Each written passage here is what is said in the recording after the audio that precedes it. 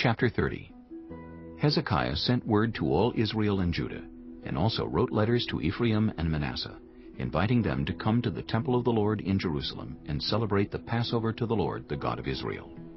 The king and his officials and the whole assembly in Jerusalem decided to celebrate the Passover in the second month. They had not been able to celebrate it at the regular time because not enough priests had consecrated themselves and the people had not assembled in Jerusalem.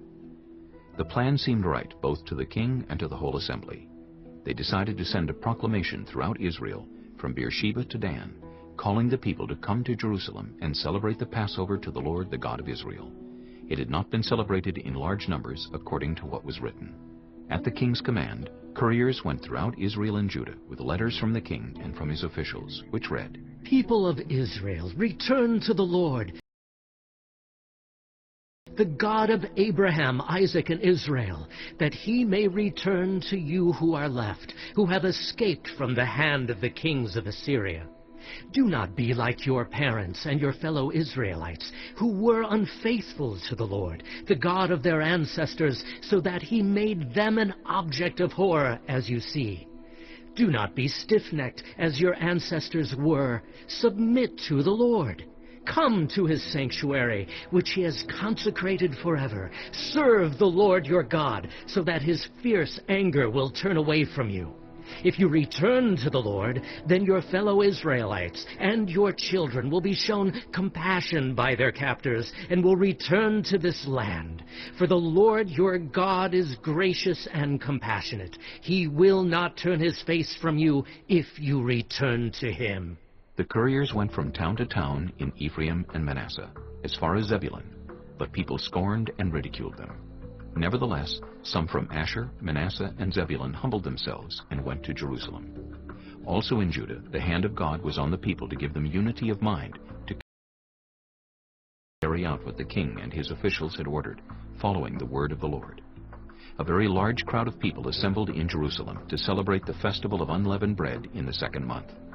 They removed the altars in Jerusalem and cleared away the incense altars and threw them into the Kidron Valley. They slaughtered the Passover lamb on the 14th day of the second month. The priests and the Levites were ashamed and consecrated themselves and brought burnt offerings to the temple of the Lord. Then they took up their regular positions as prescribed in the law of Moses, the man of God.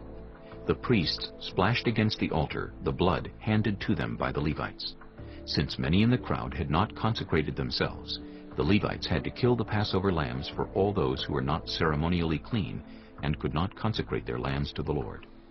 Although most of the many people who came from Ephraim, Manasseh, Issachar, and Zebulun had not purified themselves, yet they ate the Passover, contrary to what was written. But Hezekiah prayed for them, saying, "May the Lord, who is good, pardon everyone who sets their heart on seeking God, the Lord, the God of their ancestors, even if they are not clean according to the rules of the sanctuary." And the Lord heard Hezekiah and healed the people. The Israelites who were present in Jerusalem celebrated the festival of unleavened bread for 7 days with great rejoicing, while the Levites and priests praised the Lord every day with resounding instruments dedicated to the Lord. Hezekiah spoke encouragingly to all the Levites, who showed good understanding of the service of the Lord. For the 7 days they ate their assigned portion and offered fellowship offerings and praised the Lord, the God of their ancestors. The whole assembly then agreed to celebrate the festival 7 more days. So for another 7 days they celebrated joyfully. Hezekiah, king of Judah, provided 1,000 bulls and 7,000 sheep and goats for the assembly, and the officials provided them with 1,000 bulls and 10,000 sheep and goats. A great number of priests consecrated themselves. The entire assembly of Judah rejoiced, along with the priests and Levites, and all who had assembled from Israel, including the foreigners who had come from Israel, and also those who resided in Judah. There was great joy in Jerusalem, for since the days of Solomon, son of David, king of Israel, there had been nothing like this in Jerusalem. The priests and the Levites stood to bless the people, and God heard them, for their prayer reached heaven, his holy dwelling place.